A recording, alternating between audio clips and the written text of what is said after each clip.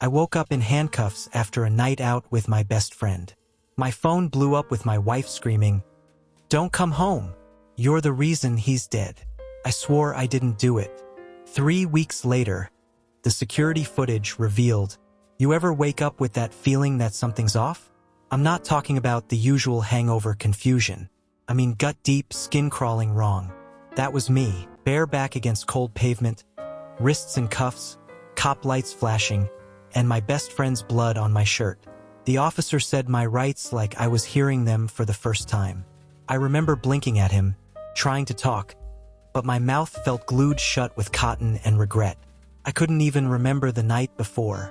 "Sir, you're being arrested in connection with the murder of Malcolm Sanders." Malcolm, my best friend since college. The guy who stood next to me at my wedding. The guy I was out drinking with the night before. Murder? No way. I didn't do that. I couldn't. They let me call my wife. I wish they hadn't. She picked up screaming, "Don't come home. Don't you dare come near us. You're the reason he's dead. I hope you rot." I stammered. "What happened? I didn't." Click. Just like that, I was cut off. Her words rang louder than the sirens that brought me in. And the worst part? I wasn't even sure she was wrong. My memory was Swiss cheese. They kept me overnight.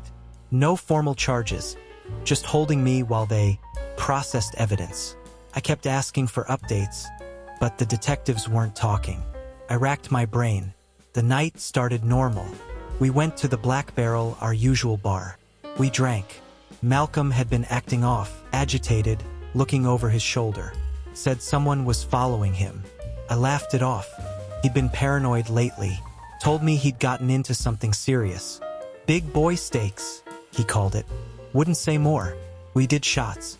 He showed me something on his phone, but I can't remember what. And then, nothing. Blank. Until I woke up with handcuffs.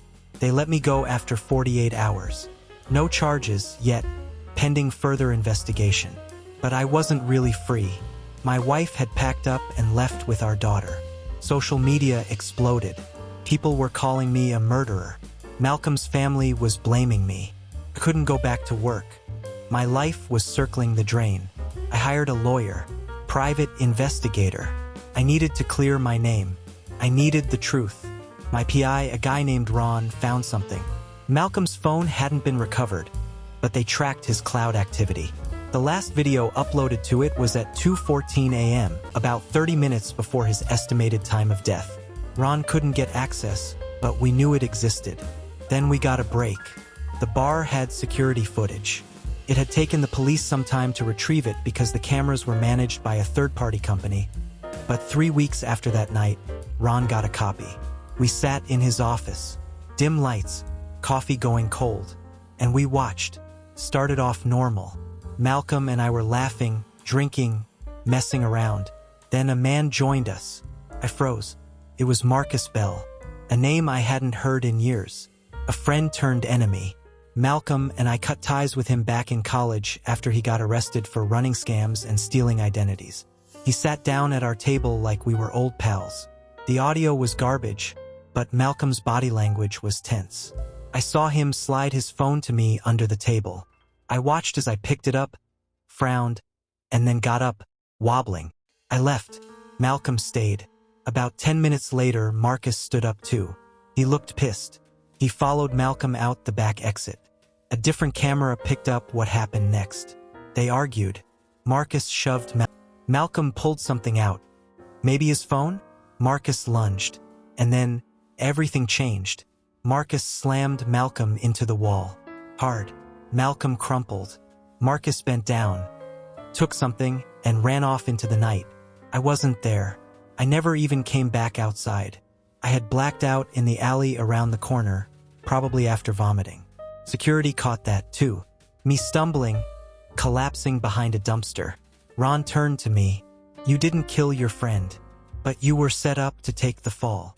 With the footage in hand, my lawyer took it to the police. Marcus Bell became the main suspect. His fingerprints were found on Malcolm's wallet and watch, which had been reported stolen.